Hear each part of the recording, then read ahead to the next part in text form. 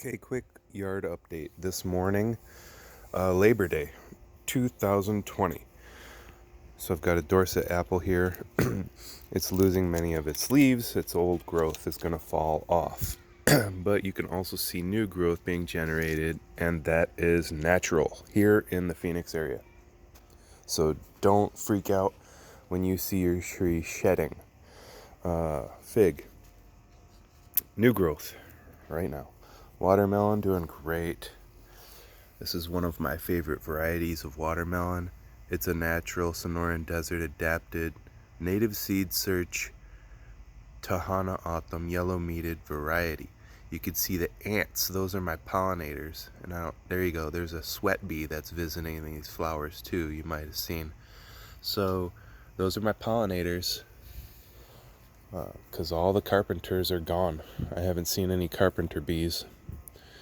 So global climate change is real, and we need a full-scale effort for everyone in the group and everyone that you know to grow plants. Please grow plants, trees. Take on some seeds. This is a mulberry that I once air layered. None of my air layers survived this year. This was a really hard year. Meyer lemon. This is all new growth shooting up straight from the top. This one gets full all day sun, and I water it very little. So it's just surviving. Citrus has a knack of being able to survive with very low water, folks. So think about that. Think citrus. Mulberry too. This is a Pakistani mulberry from a cutting from the tropical mango nursery. My grapevine has produced all its grapes. Now it's starting to lose some leaves, but for the most part it'll take a good grip of sun all day. Another mulberry. So I'm trying to build these two mulberries up right here for a great, excellent, edible shade source. I just did some grass clipping here. What I do is I take my mower and go over the mulch. I go over the grass and I leave it. So that's my mulch. Nice mat of dead grass. Excellent mulch layer. I even have a tortoise out here. I think it's estivating, which means it kind of hibernates during the hot months. So this is a guamachillo that I grew from seed that is doing great right in the shade cast of this dead Barbados cherry that I will not take out. Right now it's useful. It's a structure. I mean, there's some vining happening right next to it that could go up it and use it as a trellis. It's also a shade for the guamachillo.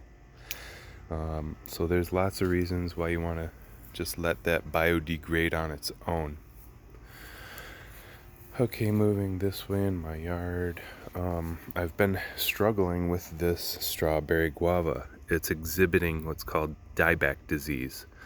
There's a tendency for me to want to clip this one and get rid of it, so I'm just ever so slowly clipping it backwards and backwards, and it's dying back.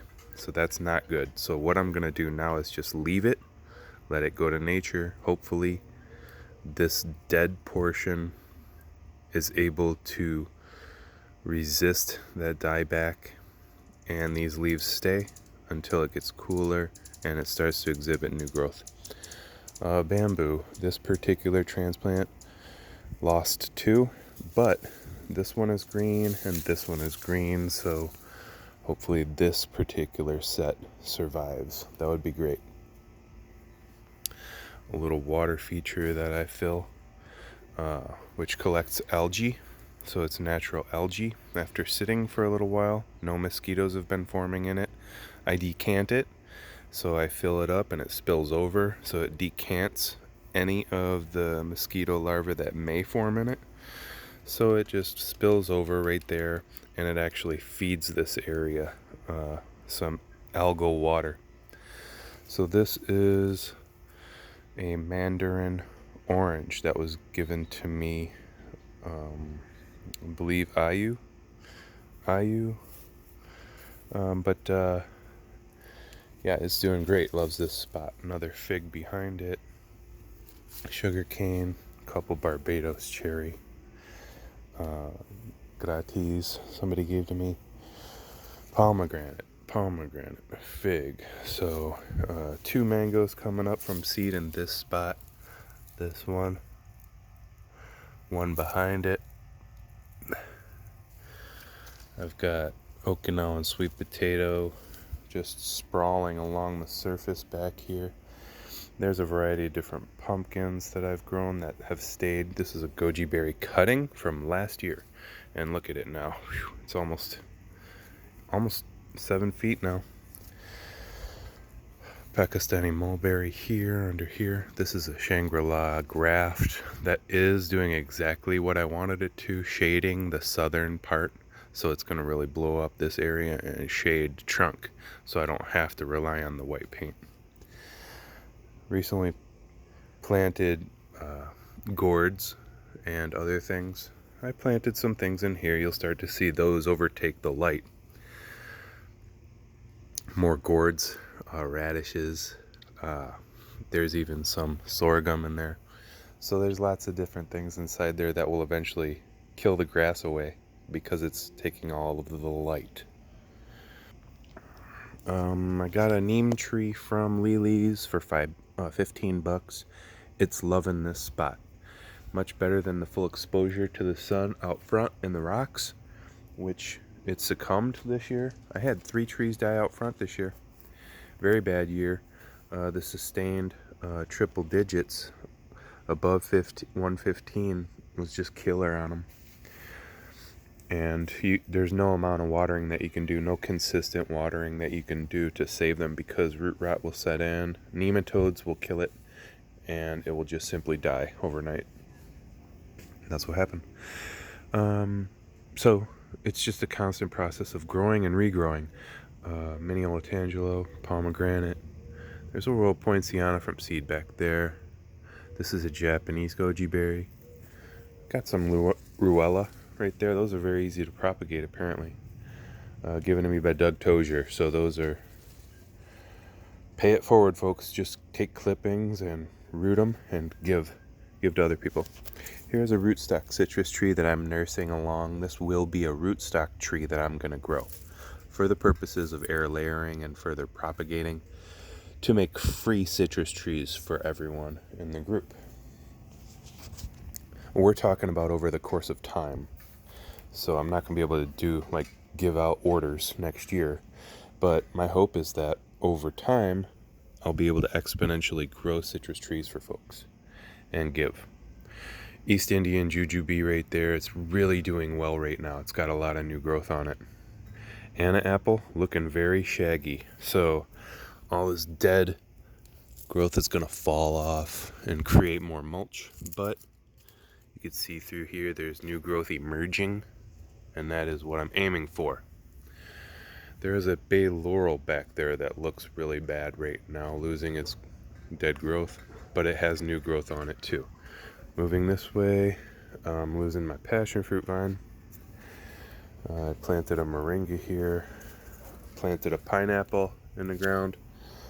I love this pomegranate. Pomegranate are underestimated. Get many pomegranates in your yard. They grow quick if they're under the right conditions, and they'll create excellent shade. A moringa. Behind this moringa is a peach tree right there. Desert gold. Look at this moringa. Boom. That's an air layer that I planted last year in August. Citrus down here. And last but not least, in my backyard here, this section of my backyard is this hood pear. I have one graft remaining. I'm babying this thing, hoping it lives. That is a cross pollinator. So this is a Bartlett pear graft, and hopefully that will be able to take care of all of the cross pollinating one day for this tree, so I can get fruit finally. Because with pear trees, you need an alternate cross-pollinating segment. or a different tree. That's it from my yard.